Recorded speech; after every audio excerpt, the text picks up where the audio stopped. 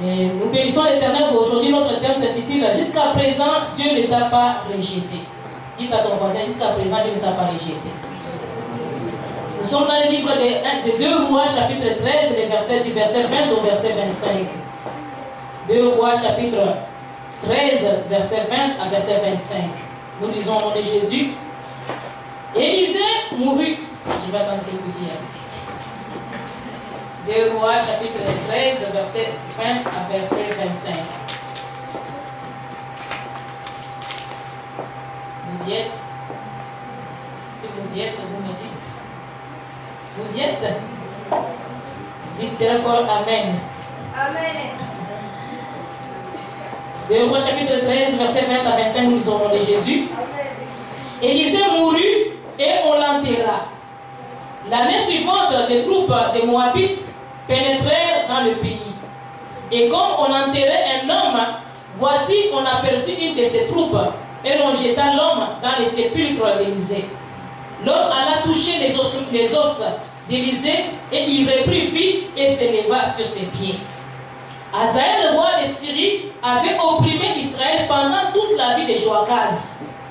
Mais l'Éternel leur fit miséricorde et il eut compassion d'eux. Il tourna sa face vers eux à cause de son alliance avec Abraham, Isaac et Jacob. Il ne voulut pas les détruire et jusqu'à présent, il ne les a pas rejetés de sa face. Jusqu'à présent, il ne les a pas rejetés de sa face. Hazaël, le roi de Syrie, mourut et Ben-Hadad, son fils, régna à sa place.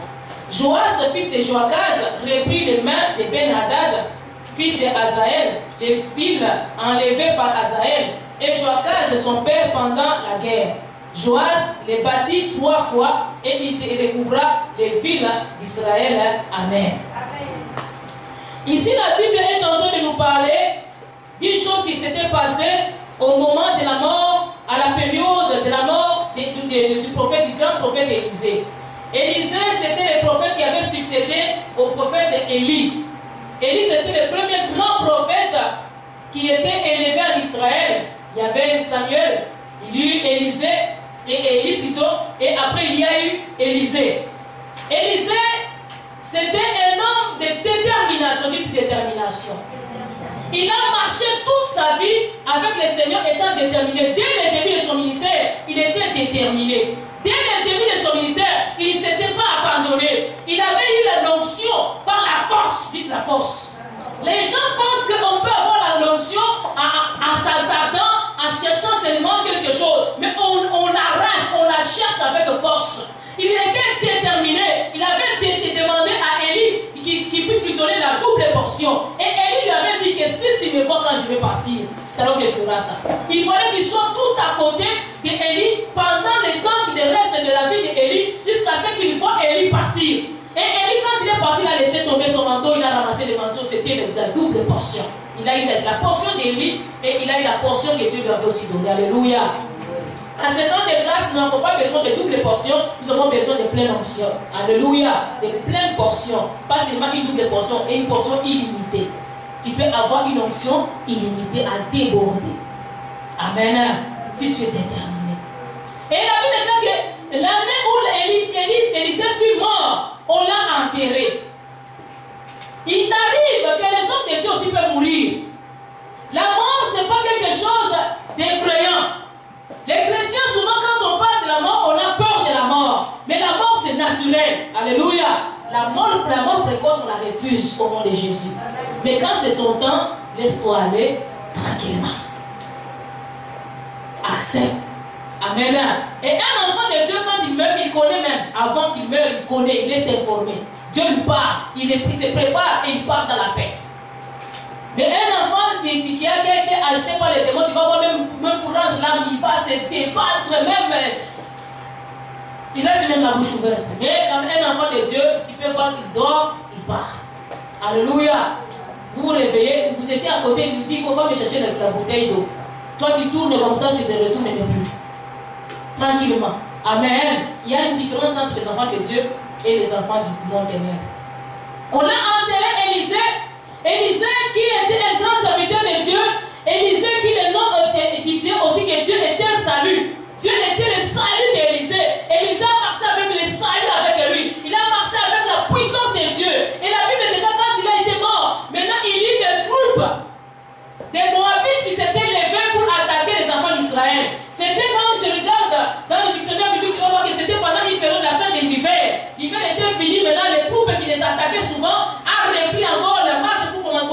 attaqués. Les enfants d'Israël, ils étaient attaqués tout le temps, tout le temps, tout le temps. Mais à un certain moment, c'était que pendant l'hiver, tous on a peur un peu du froid, on se cache un peu. Et quand le froid était fini, tout de suite, les troupes des Moabites s'étaient levées pour attaquer encore Israël. Et la Bible déclare qu'en ce moment-là, les troupes des Moabites s'étaient levées pour venir attaquer Israël. Il y avait un homme qui était mort. Cet homme, on allait l'enterrer. Nous avons dit que notre thème s'intitule jusqu'à présent, Dieu ne t'a pas rejeté de sa face.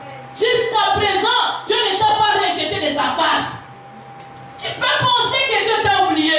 Tu peux penser que Dieu t'a mis de côté. Tu peux penser que Dieu ne pense pas à toi. Cet homme ici, la Bible dit qu'il mourut. La mort a toujours eu une cause. Toute mort a toujours une cause. C'est pourquoi quand les médecins viennent faire le constat des décès, même les policiers, on écrit la cause du décès de la personne. Si c'était par accident, par incendie, on va écrire bon par incendie, c'était par accident, c'était par telle maladie, je ne sais pas, étouffement, je ne sais pas, suicide. On va écrire la cause du décès. Toute mort a une cause bien déterminée. Et on doit identifier la cause du décès de chaque personne.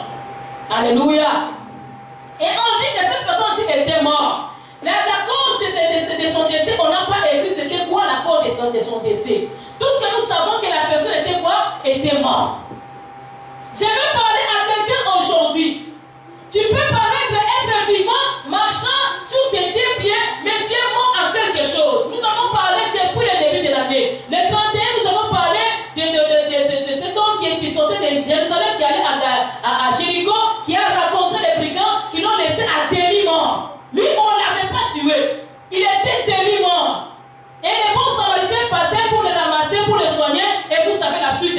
Et c'est là que nous avons commencé avec notre thème, le nouveau départ. Et ça aussi, c'est le nouveau départ, mais le sous-thème, c'est Dieu n'est jusqu'à présent, Dieu ne t'a pas rejeté de sa face. C'est toujours dans les grands thèmes, le nouveau départ. Alléluia. Et cet homme ici, la Bible déclare qu'il est mort. L'homme des bons samaritains, lui, il était à demi-mort. Mais celui-ci, il était complètement mort. Un mort ne bouge plus. Un mort ne parle plus. Il n'a plus la force. Il ne se lève plus. Il est KO. Il a disparu. On l'appelle même disparu. Alléluia. On l'appelle même un feu. Il devient quelque chose de terrifiant. Il devient un fait. Il n'est plus une personne qui vit. C'est une personne qui ne vit plus. Il ne voit plus. Il n'entend plus. Il ne parle plus. Il ne marche plus. Il ne réfléchit plus. Il est mort. La cause de son décès ne sait pas. Il peut arriver dans notre vie, il y a des causes qui nous ont causé la mort, quelque part dans un domaine quelconque, de mort, je ne sais pas, financier, mort dans les sentiments, mort dans les mariages, mort dans les études, mort dans l'intelligence, mort dans les affaires. Tu es mort quelque part. Je ne sais pas en quoi est-ce que toi tu es mort. Tu te sens que tu n'as plus la vie dans ces côtés-là. Tu te sens que tu es fini dans ces côtés-là. Tu te sens que tu ne sens plus rien de ces côtés-là. Tu n'as plus la force dans ces côtés-là. Tu n'as plus aucune autorité, aucun pouvoir, aucun contrôle. Il nous arrive de perdre les contrôles de certaines choses de notre vie. Bien aimé, quand il perd les contrôles, ce n'est pas encore fini. Dieu n'a pas encore fini avec toi. Tant que tu es encore sur cette terre, Dieu peut encore te ressusciter, te ramener à la vie.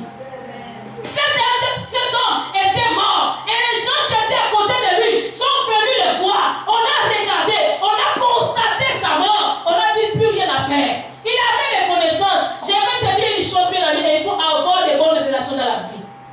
Ne sois pas quelqu'un de problématique pour chercher des problèmes avec les gens. Il y en a de ces gens qui sont des experts, des champions en problématique.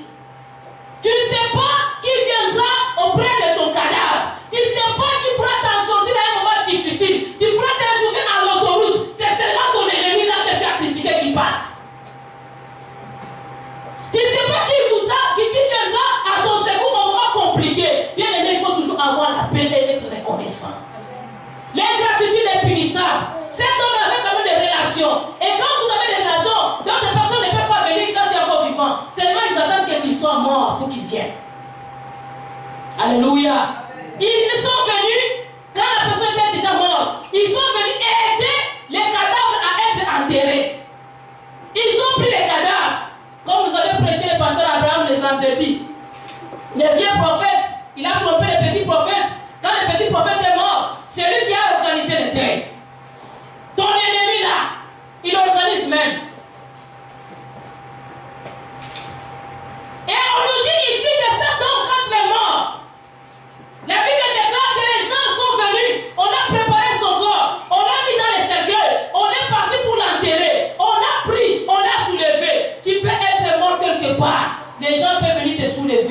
peuvent venir te prendre dans leurs bras pour aller t'amener à ta dernière demeure, au lieu du repos. Les cimetières, on dit que c'est le lieu du repos, mais je vais te dire que si tu es mort avec les péchés, tu ne pourras pas te reposer.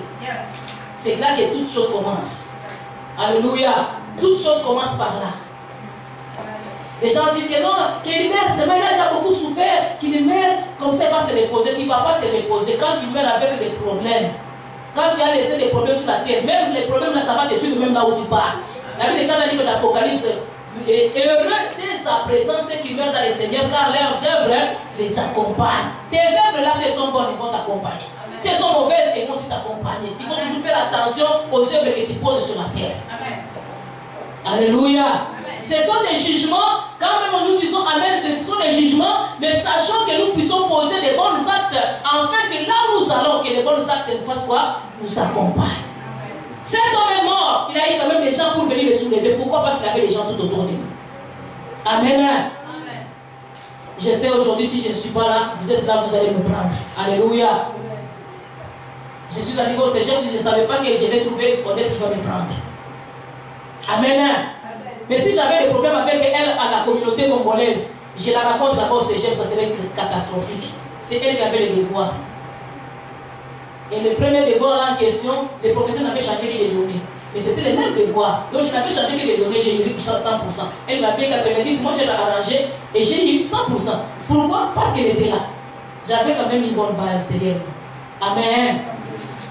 Bien aimé, il faut toujours avoir de bonnes relations. N'ayez jamais de problème avec qui que ce soit. Cet homme bien qu'il était mort, mais il y avait quand même des gens qui l'ont soulevé. Amen. Les gens qui voulaient l'amener maintenant à son dernier demeure, on l'a pris son cercueil, on l'a amené. Pendant qu'on allait l'enterrer, laisse-moi te dire, des fois tu peux mourir déjà, même ton cadavre, le diable attaque. Même quand tu es déjà mort au dedans de toi, les gens continuent encore à t'attaquer, à te chercher encore des problèmes. Tu es déjà mort au dedans de toi, mais les gens ajoutent encore. On te prend, on pense qu'on est en train de te prendre dans de bonnes conditions, dans de bonnes mains. Tu as des bonnes mains, mais attention, ces bonnes mains-là peuvent te lâcher. L'homme est homme. Alléluia. Dans sa nature, il n'est pas Dieu. L'homme est méchant. Dites à ton voisin, l'homme est méchant. L'homme est méchant. L'homme que tu vois là, je ne dis pas que c'est toi, hein? C'est pas toi. Mais l'homme dans sa nature, il est méchant. C'est seulement Dieu qui est juste et c'est seulement Dieu qui est bon. Alléluia. Dieu est bon dans toute sa totalité, il est bon. Dans tous les domaines, il est bon. L'homme peut être bon dans certains domaines, mais dans d'autres domaines, il peut être faux. Comme on dit chez nous, mauvais, on dit faux. Faux. Alléluia. Mais Dieu, lui, il reste Dieu, il reste bon dans tous les domaines. Ils ont soulevé cette personne ayant une bonne intention pour aller l'enterrer. Mais pendant qu'on allait l'enterrer, la Bible dit quoi? Il y a le groupe des Moabites là qui a surgi et a commencé à attaquer. Quand ça a commencé à attaquer, ces gens ont fait quoi? Ils étaient déjà dans les cimetières. Ils n'ont pas entendu même les jeter dans son trou. Ils ont jeté cette personne-là et ils ont pris la poudre d'escapette. Ils ont fui. Personne n'est resté. Ils ont laissé les cadavres. Rendez-vous compte, ils portaient les cadavres. Et ils ont comme chez nous, ils rejettent la personne, ils fuient. On a jeté la personne. Mais une personne qui était déjà morte. Pour eux, il était devenu inutile. Dans la vie, les gens qui sont tout autour de toi peuvent penser que tu es déjà devenu inutile. À cause que tu étais mort dans certains domaines. Rendez-vous compte, quelqu'un qui avait l'argent. Il prenait soin de toute la famille. Il avait les moyens. Il aidait tout le monde. Quand il n'a plus d'argent, il va voir les gens. Même toi, quand tu as beaucoup d'argent, tu vas voir beaucoup de amis. Les gens qui viennent te dire des bonjours gratuits. Les matins, tu vas voir, ils vont même te donner 4 et 5 bonjours. Alors, ça va bien? Oh, tu es bien réveillé? Oh, il fait même arranger ton corps. Oh, ok. Oh, tu es bien smart aujourd'hui, hein? Et toi, tu dis, ah, oui, ça va, merci. Mais perds l'argent. Même si tu es mal habillé, l'école est à l'envers, elle est à l'intérieur, personne ne viendra te l'enlever. Pendant que c'était dehors, on venait te l'arranger. La cravate est bien placée, mais on va encore venir le fixer. Mais quand tu perds l'argent, on ne viendra même pas t'approcher, même pas te dire allô. Tu vas dire, allô, toi c'est toi. Ah, oh, ok, c'est correct, c'est pas grave. Amen. La personne ici, il avait des personnes, il l'a pris. Ils l'ont pris dans les cercueils. Quand il y a une attaque, ils l'ont jeté. Quand tu seras attaqué dans ta vie, les gens vont te jeter.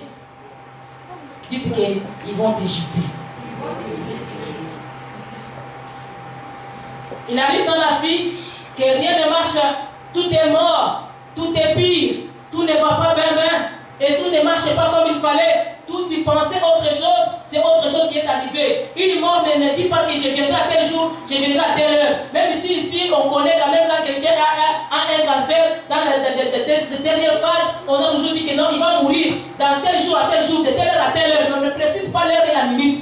On peut te préciser, quand tu as conçu, on peut te dire, bon, tu vas accoucher à telle date. Tu as conçu telle date. Ici, c'est ce qu'ils font. Hein. Ils vont te dire, tu as conçu telle date et tu vas accoucher à telle date.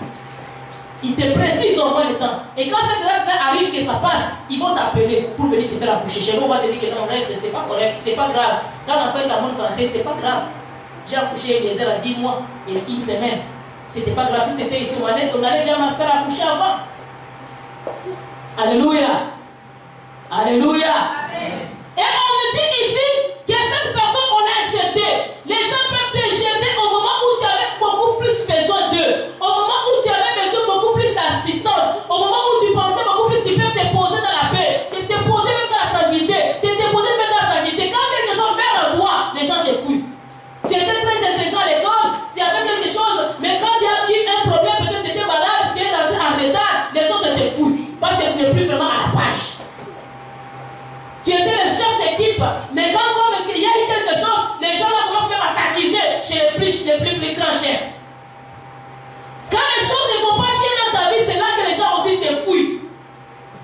Quand les choses se vont très bien, tout le monde veut t'approcher, tout le monde vient te saluer, tout le monde veut te prendre, mais quand les choses s'empirent, c'est là que les gens te fouillent, ils te laissent tomber. Et la Bible déclare que cet homme, on l'a laissé tomber. Malgré qu'on l'a laissé tomber, une chance pour lui. Une grâce qui lui a été accordée. Il est parti tomber sur les ossements de qui? D'Élisée. Peu importe que les gens te jettent, c'est pas grave. Dis à ton voisin, c'est pas grave.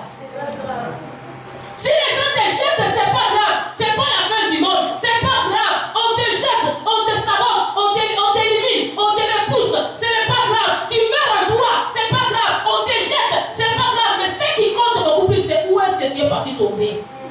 Dans les mains de qui tu es parti tomber. Très souvent, les gens peuvent se trouver dans les planchers. Tu tombes sur les ciments, comme on dit chez nous, sur les planchers. Tu peux te briser les dents, tu peux te briser la main, les pieds. C'est comme quelqu'un qui tomberait sur les verglas.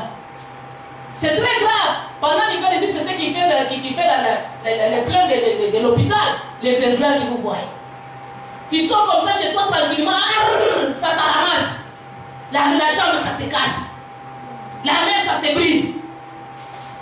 Il faut faire attention avec les mâchoires quand vous tombez. Vous partez dehors. Alléluia. Ayez toujours les mains au moins en liberté quand vous sautez. Et il y a déjà vos gants.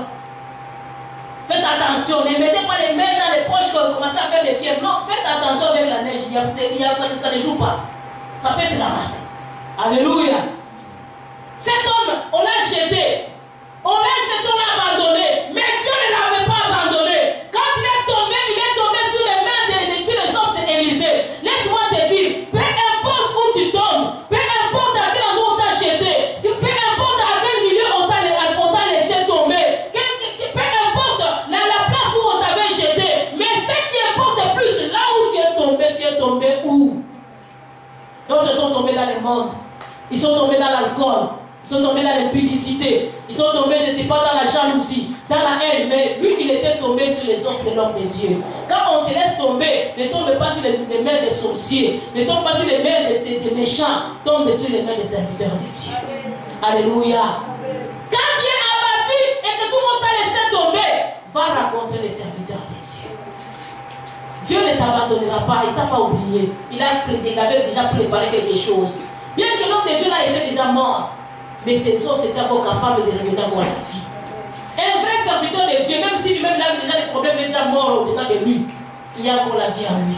Il y a encore le quoi il peut te donner. Alléluia. Même si tu trouves qu'il est très pauvre, ici il y a encore Dieu en lui, va le voir.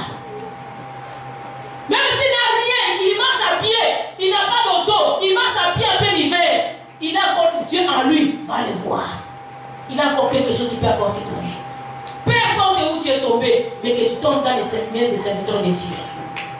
Alléluia. Ils peuvent encore te redonner la vie. Cet homme a dit que quand il a rencontré que ses os ont touché les os de qui? D'Élisée. Il a repris vie, il s'est remis sur ses pieds. Tout ce qu'il avait perdu, c'était la vie.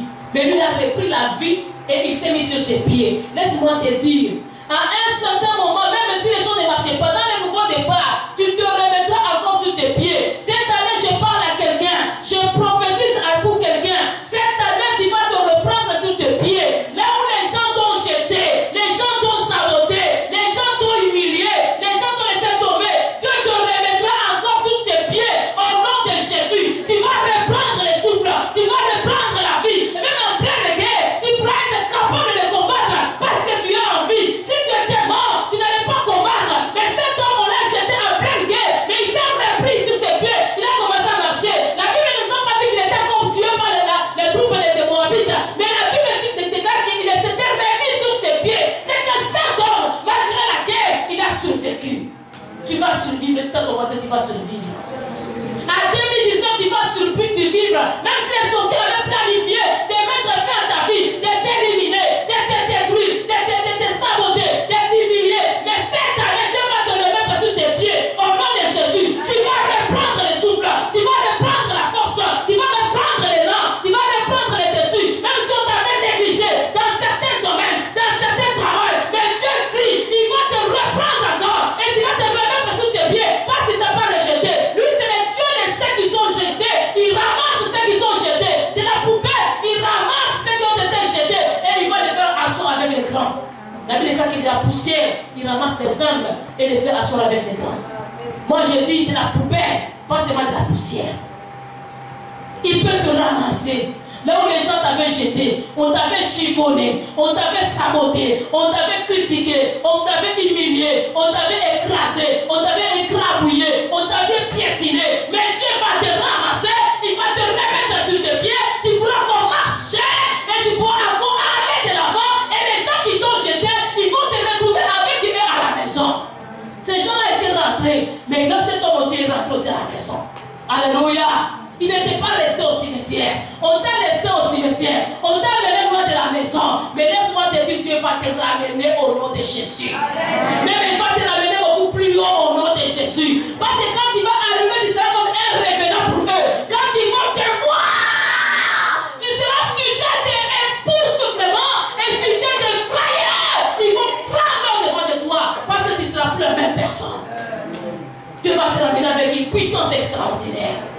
Tu vas te remettre sur tes pieds. Cette année, tu vas te remettre sur tes pieds. Là où on pensait que tu es fini, tu n'es pas encore fini. C'est là que les choses commencent. Là où les gens pensaient que tu es enterré, tu n'es pas enterré. C'est là que tu es ressuscité. Là où les gens pensaient que toi, tu es fini, tu n'es pas fini. C'est là que tu vas encore reprendre vie. La Bible déclare que Azaël, il avait menacé la vie des enfants d'Israël pendant le temps de la vie du roi Joachaz. Il a menacé. À cette même période que cet homme était ressuscité. Azaël a menacé, il a détruit les enfants d'Israël. Joachaz a souffert jusqu'à ce que Joachaz est mort. Il est mort, mais son fils Joas a pris le contrôle. Il a pris le pouvoir. La Bible dit que Joas, quand il a pris le pouvoir, il a attaqué l'armée de Ben-Hadad, de Azaël.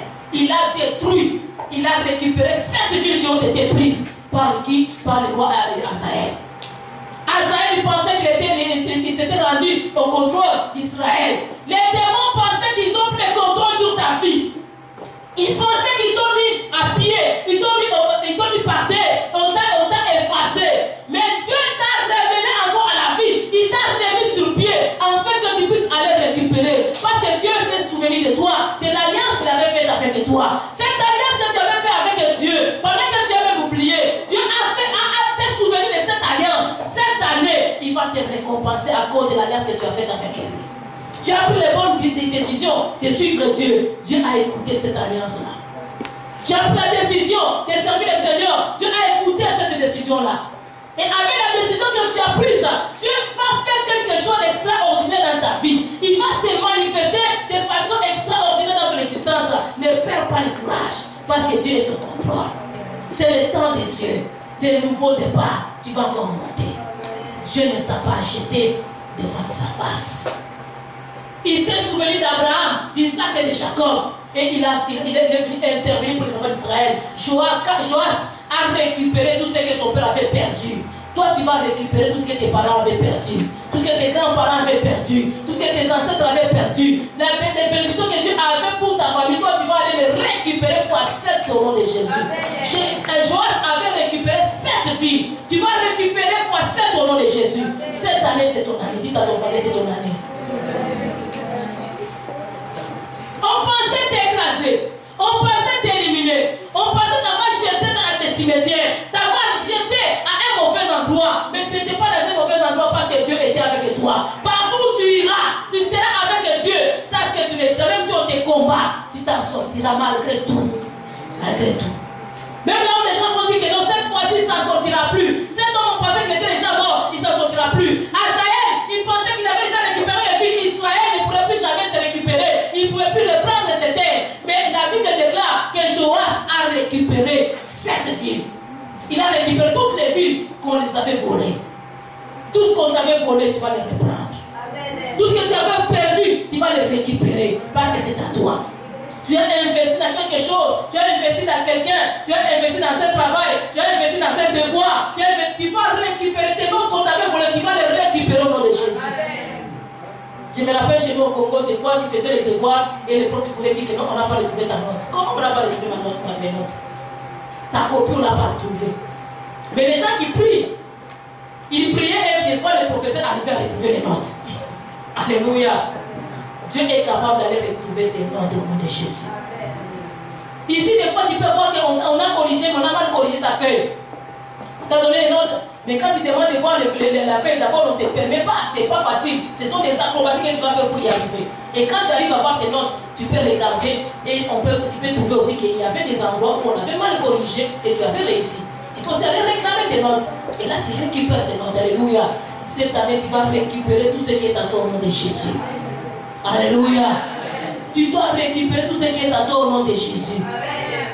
Alors que j'étais au cégep, j'avais des collègues, j'étais la seule noire dans ma classe. Et les amis n'étaient pas vraiment bien gentils. Mais il y avait quand même quelques-uns qui étaient gentils. Nous étions 5 immigrants à peu près. Mais les autres immigrants, ils étaient des blancs. Alléluia.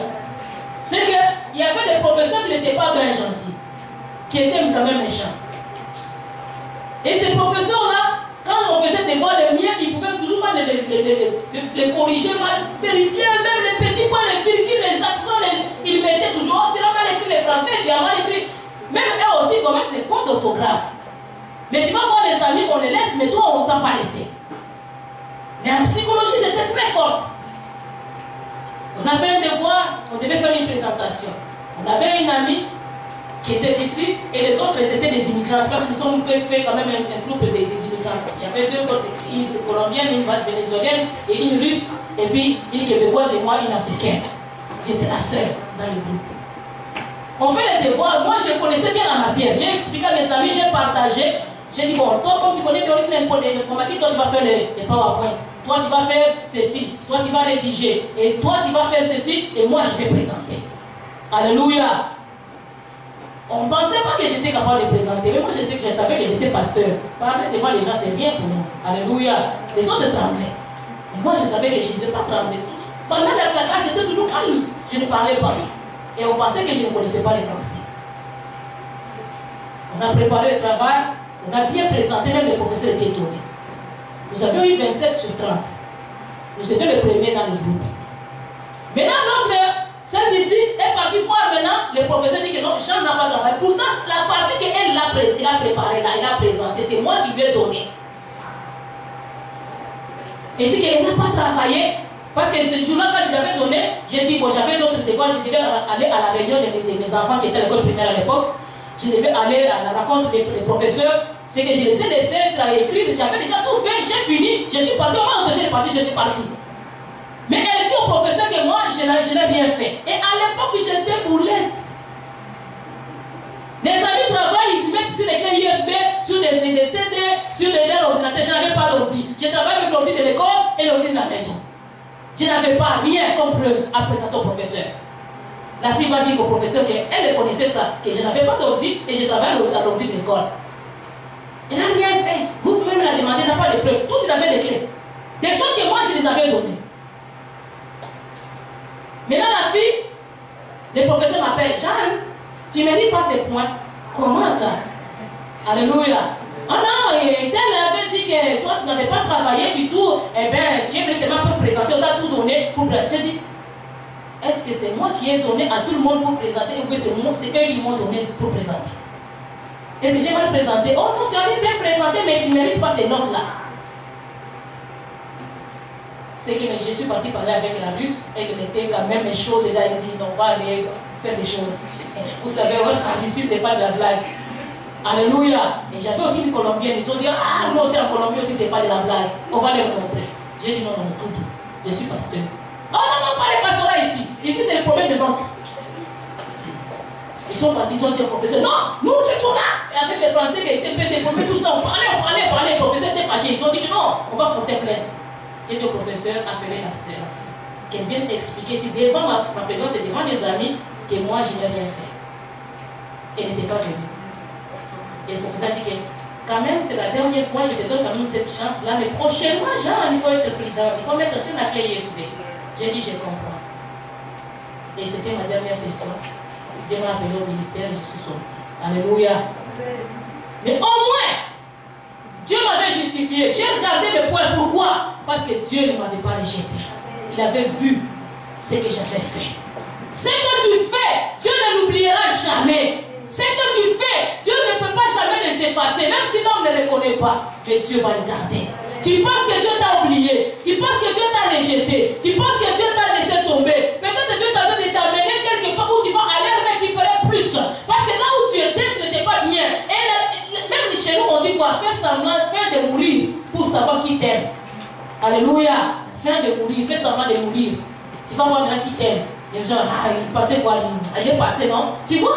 Il est mort. Donc tu vas dire, oh là là, il était quand même gentil. On aurait pu encore le garder, même encore quelques années. Mais les autres là qui t'aiment pas, ils vont applaudir, ils vont commencer à chanter. Eh lui, Dieu l'a gentil justice, Dieu l'a puni. Pourquoi? Parce qu'il t'aime pas. Mais quand il va te réveiller, comme cet homme, quand il est rentré à la maison, qu'est-ce qu'il se disait à la maison? Il ne savait pas qu'il venait. Alléluia.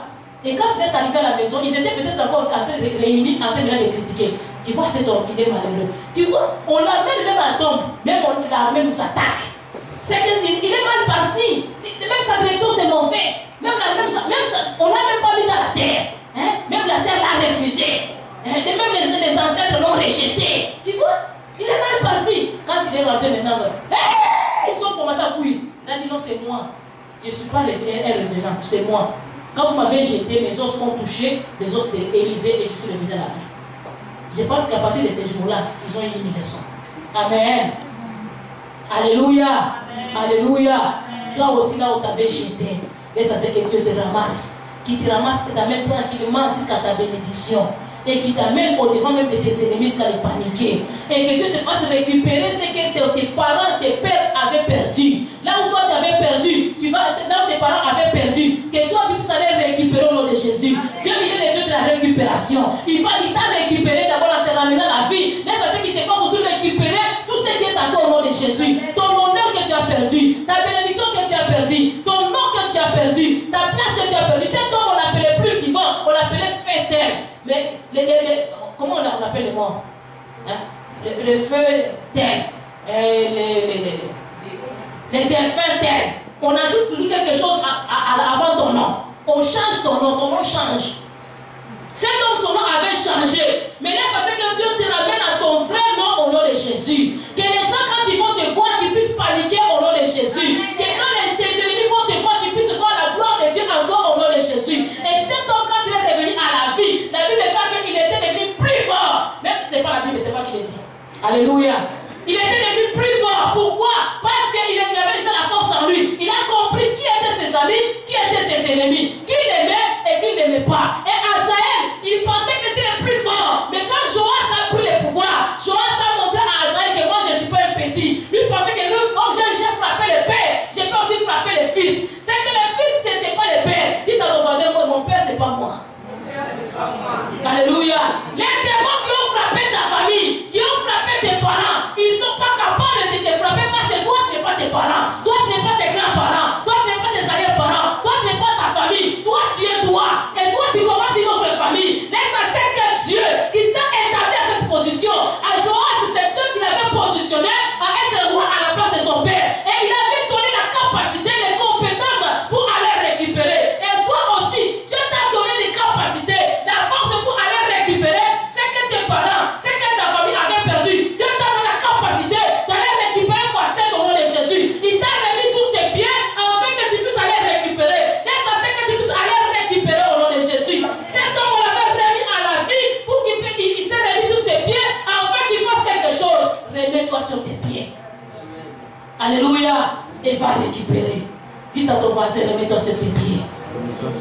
Et Dieu lui va récupérer.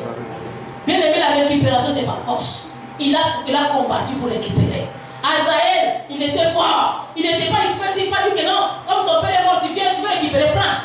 Non, ça devait être la guerre. Alléluia. Tu me bats, tu me tues, ou moi je te bats, je te tue, je récupère. Amen. Cette année, c'est une année de récupération. Allez par la force. Même si quand c'est compliqué, même quand ce combat-là est compliqué, prie. Non, notre combat n'est pas physique, n'est pas charnel, c'est à genoux. Ce n'est pas par le sang ou la chair, c'est par l'esprit. Alléluia. Par la prière, nous combattons. Par nous renversons des forteresses, des précipités, des principautés, des autorités, des puissances, des princes. Nous les renversons par la prière, des forteresses. Nous les renversons par la prière, par le nom de Jésus. Nous ne combattons pas dans la chair, nous combattons en esprit. Lève-toi cette année, sois revêtu des armes spirituelles. Combat est un bon combat de la foi. La Bible dit que l'apôtre Paul a combattu un bon combat de la foi. Il a gardé la foi, et il est resté debout. Alléluia. Il a combattu dans la foi. Il était dans la foi. Il n'a pas perdu sa foi. Il n'a pas laissé tomber sa foi. Malgré les combats, garde ta foi. Combat un bon combat de la foi. Un bon combat spirituel. Ne sois pas quelqu'un qui croise les bras attendant que la victoire tombe du ciel. Fais quelque chose. Beaucoup de gens disent que non, Dieu va combattre pour moi, il te connaît, oui, mais il attend que tu fasses quoi? Que tu combattes. Comment tu vas combattre? Dans la prière. Mets-toi à genoux de temps en temps. Prie. À chaque jour, aie ton rendez-vous avec Dieu. Un rendez-vous efficace, un rendez-vous extraordinaire, que tu vas aller parler à Dieu, tu vas aller dire quelque chose à Dieu. Ne reste pas seulement croiser les bras, attendant que Dieu tombe du ciel pour qu'il vienne combattre pour toi. La Bible déclare que pour les enfants d'Israël dit que vous gardez silence, moi-même je ferai quoi? Je combattrai pour vous. Mais vous faites quoi? Avancer. Est-ce que les avez dit de croiser les bras et de rester tranquille? De faire quoi? D'avancer. Et de garder quoi? La foi. D'être quoi? Silencieux. Toi tu commences à me parler. Hey, moi là, vous allez voir cette année, je suis en train de combattre. Ils vont sentir. Qui va sentir? Quand ils connaissent déjà ta position, eux aussi vont renforcer leur puissance diabolique. Quand ils vont se mettre à la nuit là, ils vont commencer encore à invoquer ton nom, à citer ton nom, à mettre ton nom même dans le bébé vaudou, à aller l'enterrer. Et pendant tout ce temps, il dit, vous allez voir quoi? Parce que tu as déjà tout parlé. En silence, à genoux, parle. Ne parle pas devant les hommes, va parler devant les dieux. Alléluia. Des fois, quand je suis dépassé avec des problèmes, je commence à parler comme il faut. Seigneur, tu connais. Donc, tu as vu ça, tu as vu. Comme si je parlais avec une personne. On aime ça parler devant les gens, mais on n'aime pas parler devant Dieu. Tu vas voir quelqu'un devant Dieu, il manque les paroles. Mais devant les hommes, il y a beaucoup de paroles, même il y a beaucoup de larmes. Et il y a beaucoup de larmes devant Dieu. Et beaucoup de paroles devant Dieu. Quand tu termines, tu es sûr. Tu viens. Comme si rien n'était. Amen. Et là, tu attends seulement maintenant la répercussion. Prie à genoux. Concernant que le toi, ce n'est pas grave. Au contraire, on ajoute encore l'envie de prier. Parce que les cœurs brisés, Dieu n'abandonne pas. Quand tu sens que ton cœur est brisé maintenant, va maintenant en prière. C'est le bon moment. C'est le moment où Dieu va t'exaucer le plus. Ne va pas commencer. Vous là, je vous ai entendu. Non. Pas comme ça. Ce n'est pas un combat charnel, c'est un combat spirituel. Quand il parle, tu les écoutes. Et quand tu vas maintenant entrer dans la prière, dans ta chambre haute, dans ta chambre de prière, mets-toi à genoux, commence maintenant à rappeler à Dieu. Tu as entendu? Ils ont dit ça. Mais là, toi, tu dis quoi, Seigneur? Tu veux vraiment qu'il fasse ça? Est-ce que tu veux vraiment que je vienne comme ça? Que je finisse vraiment comme ça? Seigneur, il intervient. Papa, fais quelque chose. Et là, Dieu va faire quoi? Il va agir. Amen. Alléluia. La Bible déclare dans le livre des Proverbes, il faut beaucoup écouter. Une oreille qui écoute beaucoup, mais une bouche qui parle quoi? Moins. Sois prompt à écouter, lent à parler. Nous sommes beaucoup prompts à parler, lent à écouter. Tu n'as même pas encore écouté la fin de la phrase, tu as déjà commencé à répondre. Est-ce que tu sais? Oui, je sais. Et c'était comme ça, tu ne sais même pas encore rien. Il n'a encore rien dit. Mais tu commences déjà à donner la réponse. La réponse par rapport à quoi? Alléluia. Sois tranquille. En espagnol, on dit quoi? Tranquille. Pour une femme, on dit tranquilla. Doucement, tout doux. Écoute la fin de l'histoire et laisse Dieu agir. Azaël, il pensait qu'il avait fini avec Israël, mais ce n'était pas encore fini. Joas venait. Tu es un grand Joas. Je sens qu'il y a un grand Joas dans la salle. Ce Joas-là, il vient tranquillement.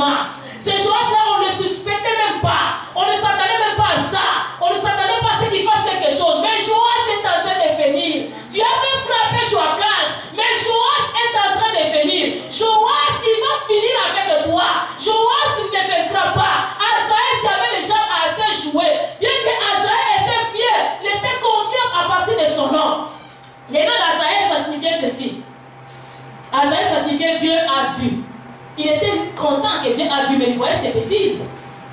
Alléluia. Et Joachaz signifiait l'Éternel s'en est emparé. Que l'Éternel tient bon. Celui que Dieu tient bon. Mais celui-là que Dieu tenait bon, il avait perdu toute sa vie, la bataille. Mais Joas, ça signifiait que l'Éternel donna. À qui Dieu donna.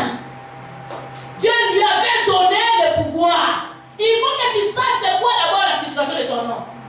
Et que tu saches qu'est-ce que Dieu est en train de faire avec toi. Je t'appelle aujourd'hui Joas. Je sais que Dieu t'a donné la victoire. Dieu t'a donné la possession de tes ennemis. Il t'a donné le pouvoir. Dieu t'a donné. Et ça c'est que tu avances avec détermination. Ne recule pas devant l'ennemi. On te voyait petit. Il était un petit gamin. On l'a vu grandir. Mais quand son père est mort, on a dit que les vieux, je l'ai vaincu. C'est que les petits, je vais le finir. Mais ce n'était pas la fin. On pense t'avoir vaincu, mais on ne t'a pas encore vaincu, tu t'en viens tranquillement. Cette année, tu vas relever ta tête. Cette année, tu vas te montrer qui tu es. Tu n'es pas moindre. Dis à ton voisin, tu n'es pas moindre. On pense que toi, tu es moindre, tu n'es pas moindre. Tu peux regarder comme je dis, ah, c'est une femme, Jeanne là, c'est une femme, elle est petite, je ne suis pas moindre. Alléluia. Tu n'es pas aussi moindre. Dis à ton voisin, regarde-lui bien entre les yeux, dis-lui que tu n'es pas moindre. On pensait que tu en as fini avec les études. Tu ne feras plus rien. On t'a fini. Tu n'es pas moindre, tu t'en viens. Tranquillement, tu vas y arriver. On pense qu'on a fini avec toi, ton histoire est finie. Mais ton histoire ne fait que commencer. On va voir cette année, on va voir. Ils vont voir ce qui t'a attaqué là. Ils vont voir cette année. Qu'est-ce que Dieu a déposé en toi? Qu'est-ce que Dieu veut faire avec toi? Tu n'es pas moindre. Tu es capable. Et tu vas faire quelque chose. Parce que la miséricorde de Dieu est sur toi. L'alliance que Dieu a fait avec tes pères. Il a fait avec Abraham, Isaac et Jacob. Dieu le fera. Il va accomplir cette promesse-là sur toi. C'est sur toi que ça va s'accomplir. Si ça ne s'était pas accompli sur Joachaz, ça ne s'était pas accompli sur tes parents, ça va s'accomplir sur toi au nom de Jésus. Cette année ne passera pas. Tu vas vaincre. Tu vas vaincre parce que Dieu est avec toi. Mais avance en état sûr que tu es dans la bonne voie. Joas était dans la bonne voie. Il savait que l'homme de Dieu, Élisée, il était bon avec son père. Il savait qu'ils étaient en bonne relation. Il savait qu'ils étaient dans la bonne voie.